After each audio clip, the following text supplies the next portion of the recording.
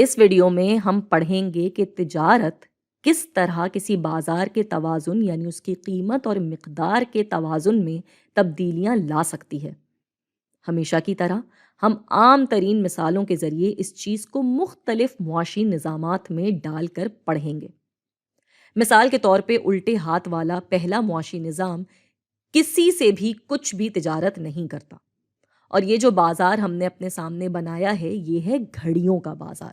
تو یہ اس ملک کا گھڑیوں کا بازار والا معاشی نظام تو خود کفیل ہے، یعنی اس کو چلانے کے لیے اس کو کسی بھی اور ملک کی مدد یا تعاون کی ضرورت نہیں ہے، یہ اکیلے ہی کام کر رہی ہے۔ ہم اپنے سامنے اس کے مانگ اور فراہمی کے کروز کو دیکھ سکتے ہیں، اور یہاں ہے ان کی قیمت اور مقدار توازن۔ اب آتے ہیں اس کے برابر والے گراف پہ۔ تصور کرتے ہیں کہ یہ والا بازار بھی گھڑیوں کا ہی ہے اور خود کفیل بھی ہے۔ یہاں ہم ان کے پچھلے والے سے مختلف صحیح مگر مانگ اور فراہمی کے کروز دیکھ سکتے ہیں، جس سے ہم ان کی قیمت اور مقدار توازن کی بھی نشاندہی کر سکتے ہیں۔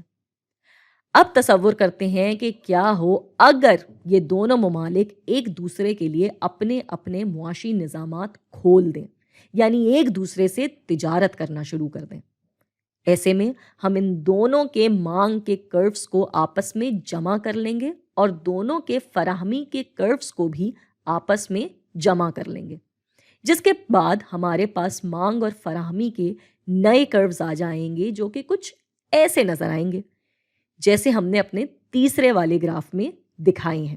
یہاں 5 روپے کی قیمت پہ دونوں ملکوں میں کسی گھڑی کی مانگ نہیں ہو رہی تھی، مگر 0 روپے میں پہلے والے ملک میں 15 گھڑیوں کی مانگ تھی اور دوسرے والے میں 5۔ تو یہاں ہم نے مانگ بنائی دونوں کو ملا کر یعنی 20، اور بالکل اس طرح سے دونوں کو جمع کر کے فراہمی کا کرو بھی بنایا گیا ہے۔ اب اگر ہم غور کریں تو ہم دیکھ سکتے ہیں کہ ہماری قیمت اور مقدار توازن کہیں اوپر والی قیمت اور مقدار کے ملے جلے حصے پہ آ گئی ہے، یعنی یہ ادھر آ گئی ہے ہماری قیمت توازن اور یہ مقدار توازن۔ تو اب دونوں ممالک میں ہوگا کیا؟ یہ جو پہلا ملک تھا، یہ پہلے جس قیمت پہ گھڑیاں بیچ رہا تھا وہ تھی ادھر، اب قیمتیں آ گئی ہیں ادھر، جس جگہ پہ مانگ آ رہی تھی ادھر۔ اب اتنا حصہ تو ان کے اپنے مقامی بازار میں بن رہا تھا، اور یہ باقی کی مانگ کہاں سے پوری ہوگی؟ یہ ہوگی درآمد یا امپورٹ سے۔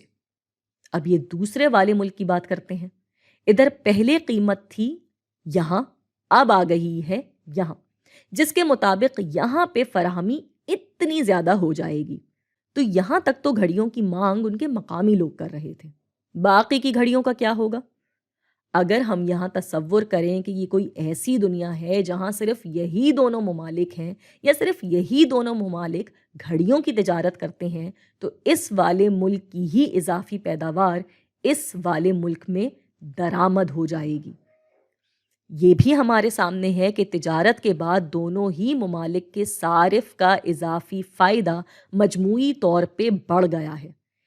اس والے ملک کے پچھلے والے صارف کا اضافی فائدہ اتنا تھا اور اس کا اتنا، جو کہ نیچے والے صارف کے اضافی فائدے سے واضح طور پہ کم ہے۔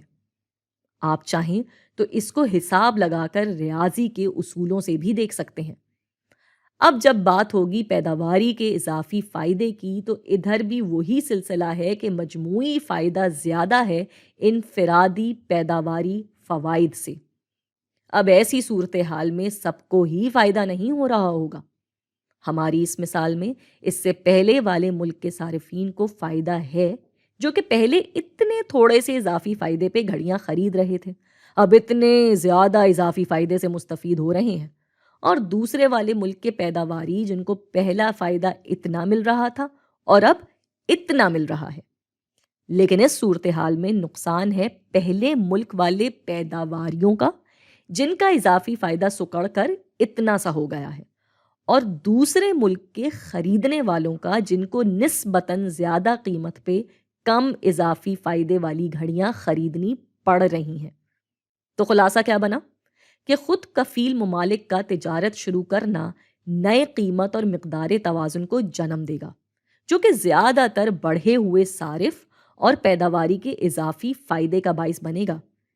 ایسے میں کچھ فریقین فائدے میں رہیں گے اور کچھ نقصان میں۔